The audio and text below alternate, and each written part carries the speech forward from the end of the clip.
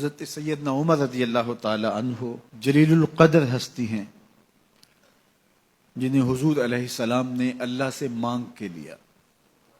سارے صحابی رسول کریم صلی اللہ علیہ وآلہ وسلم کے مرید ہیں، لیکن جناب عمر میرے حضور کی مراد ہیں۔ 39 لوگ جب اسلام لا چکے، 39ویں شخص حضرت امیر حمزہ رضی اللہ تعالی عنہ تھے، اور ان کا ایمان لانا مسلمانوں کے لیے بہت بڑی ڈھارس اور بہت بڑے حوصلے کا سبب و ذریعہ بنا۔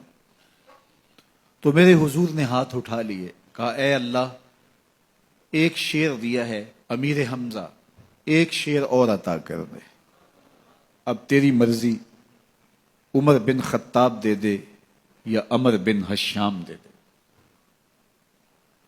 حضور دعائیں مانگ رہے اور یہ ہاتھ میں تلوار لیے غیظ و غضب سے بھرے ہوئے گھر سے نکلتے ہیں کہ بانی اسلام کا چراغ ہی بجھا دینا ہے۔ راستے میں ایک صاحب ملے اور کہا کہ عمر، تیور کوئی اچھے نہیں لگتے، خیر تو ہے، کدھر جا رہے ہو؟ کہا چراغ اسلام بجھانے جا رہا ہوں، یہ روز کا مسئلہ ختم ہونے لگا ہے میرے ہاتھوں۔ مسکرا کے بولے گھر کی خبر تو لو۔ کہا میرے گھر کو کیا ہوا؟ کہا تمہاری بہن فاطمہ بھی نوکر بن گئی ہے رسول اللہ صلی اللہ علیہ وسلم کی۔ غصے سے بھرے ہوئے اپنی بہن کے گھر کا رخ کرتے ہیں، اندر سے قرآن پڑھنے کی آواز آ رہی ہے، غصہ اور بڑھ جاتا ہے، دروازے کو زور زور سے کھٹکھٹاتے ہیں۔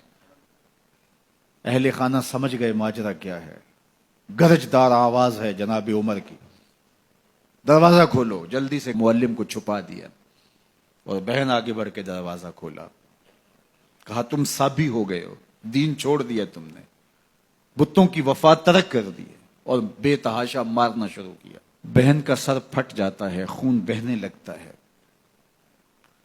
اور یہ مارتے چلے جاتے ہیں۔ فاطمہ بنت خطاب بولی عمر تم خطاب کے بیٹے ہو، سنو میں بھی خطاب کی بیٹی ہوں، جو ظلم جو جبر کرنا ہے کرو، میں محمد عربی کا دامن نہیں چھوڑوں گی۔ سوچنے پہ مجبور ہو جاتے ہیں وہ کون سی طاقت ہے جس نے بجلیاں بھر دی اس کے اندر۔ کہا جو تم پڑھ رہے تھے مجھے بھی سنا سکتے ہو؟ کہا تمہیں غسل کرنا ہوگا۔ عمر اپنے بدن کو دھو رہے ہیں، میرا رب دل دھو رہا ہے۔ اتنے میں معلم بھی قرآن لے کر آ جاتے ہیں اور قرآن کی تلاوت ہونے لگتی ہے۔ طٰہٰ ما انزلنا علیک القرآن لتشقیٰ، 14ویں رات کے محبوب چاند، ہم نے قرآن اس لیے نازل تو نہیں کیا تھا کہ تم مشقت میں پڑ جاؤ۔ بے تاب ہو گئے، کہا عمر کی عمر برباد ہو گئی، مجھے لے چلو حضور کی چوکھٹ پہ۔ تلوار حمائل کی ہے، بہنوئی ساتھ ہیں، اور حضور کی بارگاہ میں حاضر ہو رہے ہیں۔ دروازے کے سوراخوں سے دیکھا تو صحابہ تشویش کا اظہار کرنے لگے کہ عمر آ رہا ہے، تلوار حمائل کی ہے، ارادے اچھے نہیں لگتے۔ جناب امیر حمزہ نے کہا دروازہ کھول دو، اچھی نیت سے آیا تو استقبال کریں گے، نیت اچھی نہیں ہے تو اس کی تلوار سے اس کی گردن کاٹ دیں گے۔ حضور کے سامنے جا کے بیٹھ گئے، گلے میں کپڑا ڈالا تھا، حضور نے پکڑ کے کہا عمر ابھی وقت نہیں آیا کہ تم اسلام لے آؤ؟ یہی وقت تھا عمر کے اسلام لانے کا۔ لبوں پہ کلمہ جاری ہو گیا،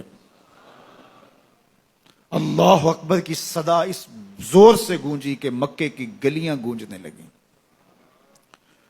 اسلام لانے کے بعد حضور سے پوچھتے ہیں حضور کیا ہم حق پر نہیں ہیں؟ فرمایا ہم حق پر ہیں۔ اللہ کا دین سچا نہیں ہے؟ کہا اللہ کا دین سچا ہے۔ آپ اللہ کے سچے نبی نہیں ہیں؟ فرمایا میں اللہ کا سچا نبی ہوں۔ تو کہا پھر ہم چھپ کے عبادت کیوں کریں؟ اب مسلمانوں کی 2 صفیں بنتی ہیں، ایک صف کی قیادت امیر حمزہ کرتے ہیں، دوسری صف کے آگے آگے عمر بن خطاب چلتے ہیں اور حضور درمیان میں ہیں، اور یہ ملکوتی قافلہ صحن حرم میں آ کے اعلانیہ عبادت کرتا ہے۔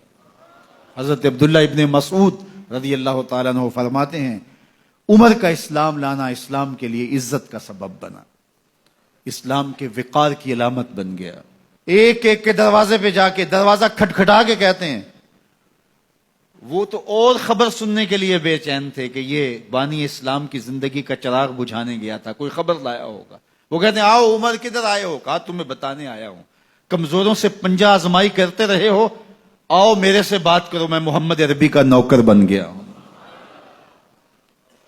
اللہ اکبر۔ میرے حضور نے فرمایا جب اچھے لوگوں کا ذکر کرو تو میرے عمر کا ذکر بھی کیا کرو۔ میرے عمر کی زبان پر حق بولتا ہے، سچ بولتا ہے۔ ان الشیطان یفر من ظل عمر، عمر کے سائے کو دیکھ کے شیطان بھاگتا ہے۔ اللہ اکبر۔ اسلام لائے تو زندگی کی ایک ایک سانس اسلام کے لیے وقف کر دی، حضور کا پہرا دیا، حضور کی ناموس کا پہرا دیا، حضور کی شریعت کا پہرا دیا۔ اسلامی فتوحات پھیلیں تو پھیلتی ہی چلی گئیں، کبھی مصر فتح ہو رہا ہے، کبھی ایران فتح ہو رہا ہے، آرمینیا تک مسلمانوں کی افواج پہنچتی ہیں۔ 22 لاکھ مربع میل پر حضرت عمر رضی اللہ تعالیٰ عنہ کی سلطنت پھیل جاتی ہے۔ عدل و انصاف کا دورہ ہوتا ہے۔ زمانے نے دیکھا کہ غیر مسلم بھی عدالت میں کھڑا ہے تو اسے خوف نہیں ہوتا تھا کہ میرے سے ناانصافی ہوگی، اس لیے کہ حکومت عمر کی چل رہی ہے۔ وہ بھی مطمئن ہوتا تھا کہ میرے ساتھ انصاف ہوگا۔